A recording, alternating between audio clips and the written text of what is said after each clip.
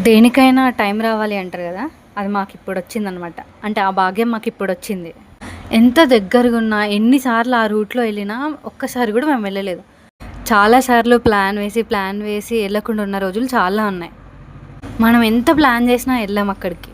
అదే అనుకోకుండా ఎళ్తాం గదా! ఆ రోజు మంచిగా అనిపిస్తది. ఎంత పీస్‌ఫుల్‌గా అనిపిస్తదో ఆ రోజు. అట్లనే మాకు కూడా.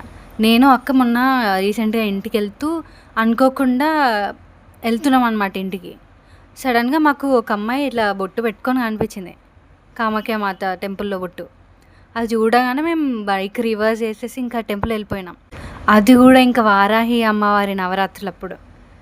కరెక్ట్‌గా మేము హారతి టైంకెళ్ళినాం. కాకపోతే మేము వెళ్ళేటప్పటికి హారతి అయిపోయింది. అప్పుడే హారతి ఇస్తున్నారు అందరికీ. మెల్లిగా ఎళ్ళి అమ్మవారిని దర్శనం చేసుకొని, కాసేపు కూర్చొని, ప్రశాంతంగా కూర్చొని, చక్కగా దర్శనం చేసుకొని, హారతి తీసుకొని ఇంటికొచ్చేసినాం. అన్నిటికన్నా సూపరైన విషయం ఏదైనా ఉంది అంటే, మేము మా బైక్ కీస్ మా బైక్ దగ్గరే మర్చిపోయినాం. లైక్ ఒక ట్రాన్స్‌లో ఎళ్ళినాం ఇంకా మా అత్తని దర్శనం చేసుకోవాలని. వచ్చి చూసేసరికి కీస్ అలానే ఉన్నాయి.